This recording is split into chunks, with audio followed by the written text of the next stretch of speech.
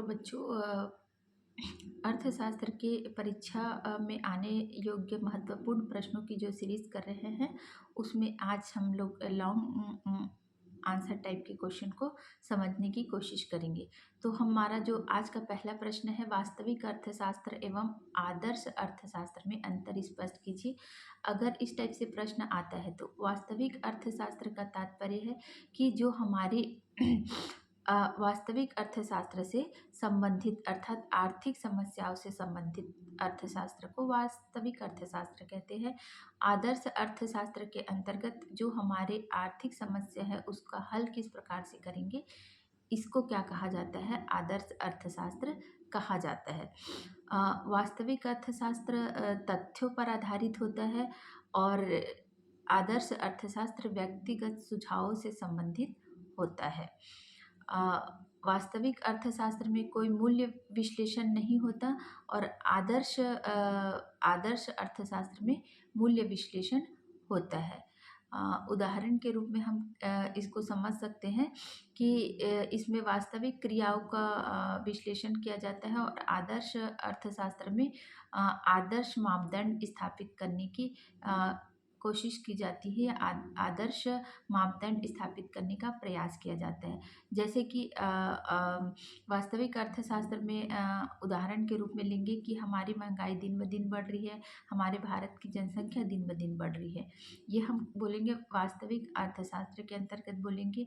और इसका आदर्श अर्थशास्त्र के अंतर्गत हम उन समस्याओं को या उन कठिनाइयों को या इन समस्याओं को सुलझाने का प्रयास करेंगे कि अगर जनसंख्या बढ़ रही है तो उसको कम करने के प्रयास क्या होने चाहिए, और अगर महंगाई बढ़ रही है तो उस महंगाई को कम करने के प्रयास क्या होने चाहिए। तो ये है वास्तविक अर्थशास्त्र और आदर्श अर्थशास्त्र। सामान्य से रूप में कह सकते हैं, वास्तविक अर्थशास्त्र में हम समस्या के बारे में अध्ययन करते हैं और आदर्श अर्थशास्त्र में उन समस्याओं के समाधान के बारे में जानने का प्रयास करते हैं।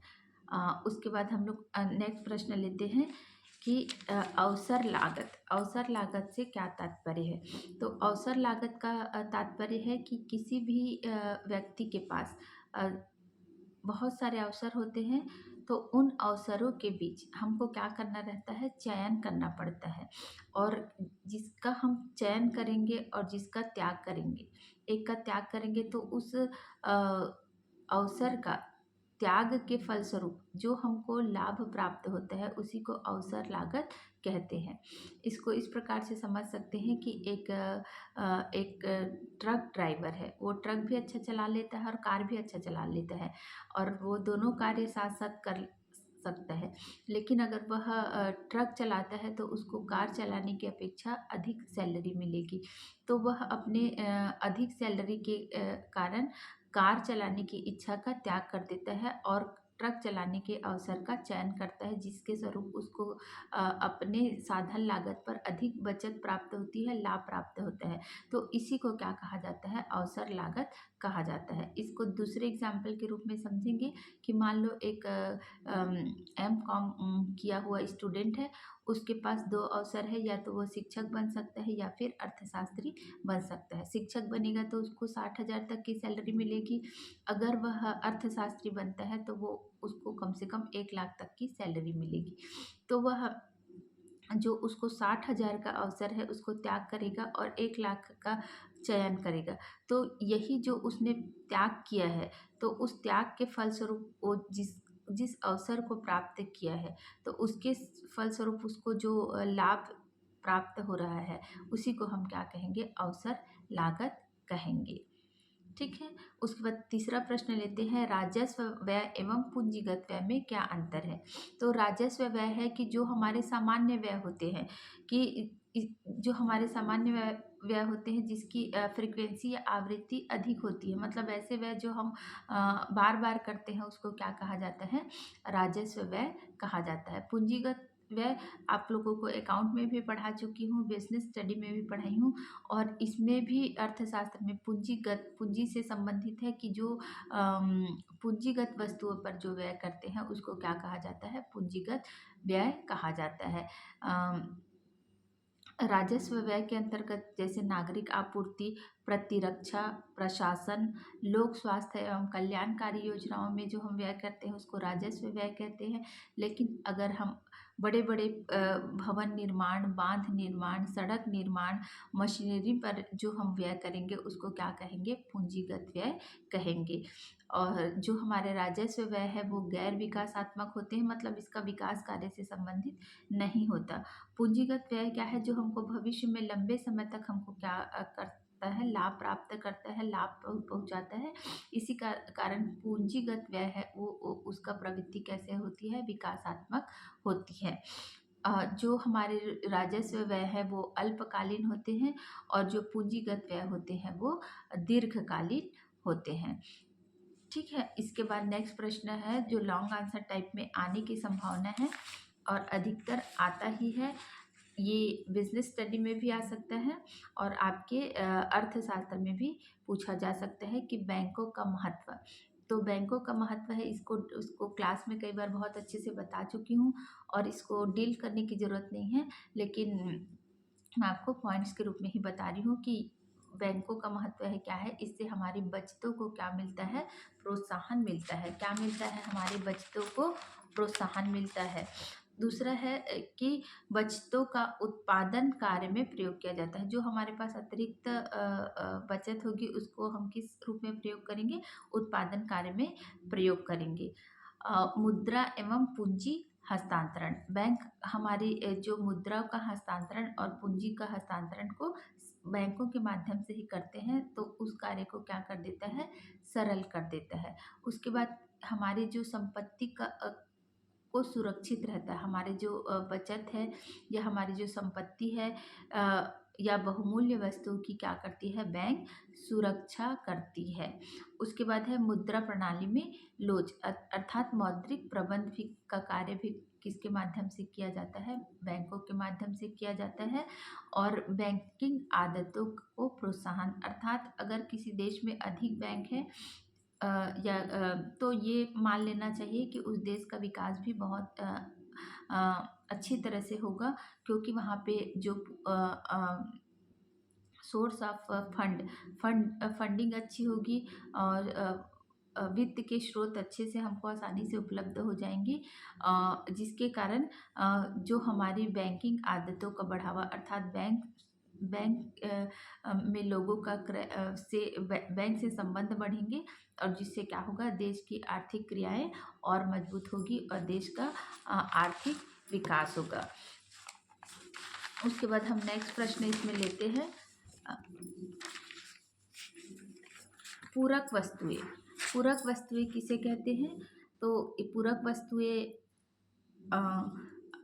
और क्या बोलते हैं, घटिया वस्तुएं, जब मैंने पढ़ाई थी गिफिन वस्तुएं उस समय आपको पूरक वस्तुओं के बारे में बताई थी कि पूरक वस्तुएं वे वस्तुएं होती है कि जिनका हम प्रयोग एक साथ करते हैं कि एक के बदले दूसरे का किसी भी प्रकार का मूल्य नहीं होता या उसका उपयोग नहीं किया जा सकता। अगर हम एक वस्तु को क्रय करेंगे उसके साथ दूसरे को क्रय करना आवश्यक हो जाता है, मतलब वो दोनों का प्रयोग साथ साथ किया जाता है। तो ऐसी वस्तुओं को क्या कहा जाता है? पूरक वस्तुएं कहा जाता है।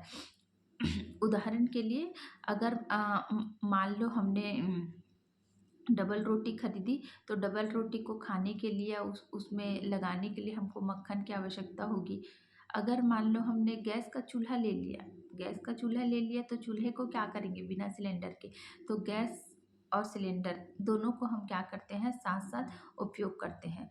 उसके बाद है हमारा कार का संबंध किससे है? पेट्रोल से।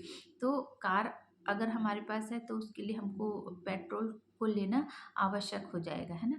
तो इसी को हम क्या कहेंगे? पूरक वस्तुएं कहेंगे। अर्थव्यवस्था में ऐसी वस्तुएं जो साथ साथ प्रयोग की जाती है उसको क्या कहते हैं? पूरक वस्तुएं कहते हैं। हमारा नेक्स्ट प्रश्न है कि बाजार मूल्य। बाजार मूल्य किसे कहते हैं या बाजार मूल्य का निर्धारण कैसे होता है? तो बाजार मूल्य का तात्पर्य है कि मांग और पूर्तियों की शक्तियों के द्वारा या मांग और पूर्तियों का जो साम्य बिंदु रहता है, अल्पकाल में बाजार और मांग का जो साम्य बिंदु होता है, वहाँ पे किसका निर्धारण होता है? मूल्य का निर्धारण होता है। इसे ही क्या कहा जाता है कि बाजार मूल्य कहा जाता है। अर्थात मांग और पूर्ति का जो साम्य बिंदु रहता है, वहाँ पे मूल्य का क्या हो जाता है? निर्धारण हो जाता है, और इसी को ही हम वास्तविक मूल्य या बाजार मूल्य कहते हैं। नेक्स्ट प्रश्न है हमारा, व्यापार संतुलन और भुगतान संतुलन में क्या अंतर है?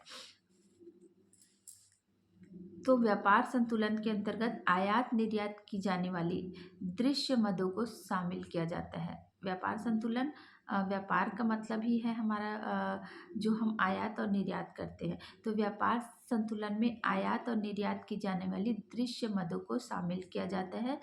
भुगतान संतुलन में दृश्य मदों के साथ साथ अदृश्य मदों को भी शामिल किया जाता है। सामान्य से आप इसको समझ सकते हैं कि भुगतान का मतलब क्या होता है? हमको मूल्य को चुकाना रहता है ना? तो मूल्य को हम चुका रहे हैं, ये वास्तविक रूप से हम आयात निर्यात दिखता है कि वस्तुएं आ रही है जा रही है, लेकिन भुगतान कर रहे हैं, चुका रहे हैं, ये हमको स्पष्ट दृश्य के रूप में हमको दिखाई नहीं देता। तो यही कि जो दिखाई देने वाली दृश्य मदें शामिल होती है, आयात निर्यात की जो दृश्य मदें होती है, उसको व्यापार संतुलन कहते हैं। और भुगतान संतुलन में दृश्य मदों के साथ साथ अदृश्य मदों को भी क्या किया जाता है? शामिल किया जाता है। जो व्यापार संतुलन भुगतान संतुलन का एक भाग है। मतलब भुगतान संतुलन व्यापक अवधारणा है। भुगतान संतुलन का एक भाग क्या है? व्यापार संतुलन है। और जो भुगतान संतुलन की धारणा है वो क्या होती है? व्यापक होती है। किसी देश का अगर व्यापार संतुलन सही नहीं है, मतलब व्यापार में असंतुलन है, ये चिंता का विषय नहीं हो सकता। लेकिन अगर किसी देश का भुगतान संतुलन सही नहीं है, तो वो क्या हो सकता है? बहुत बड़ी चिंता का विषय हो सकता है। व्यापार संतुलन कम महत्वपूर्ण होता है और भुगतान संतुलन क्या होता है? अधिक महत्वपूर्ण होता है। तो इस प्रकार हमने लॉन्ग आंसर टाइप के कम से कम 7-8 प्रश्नों को इसमें देखा है। और अधिक अगर प्रश्न को लेते हैं तो वीडियो काफ़ी लंबा हो जाएगा। तो इस वीडियो को हम लोग यहीं पे ख़त्म करते हैं, और इसके बाद जो IMP क्वेश्चन है उसको मैं नेक्स्ट वीडियो में आपको बहुत अच्छे तरह से डील करने की कोशिश करूँगी।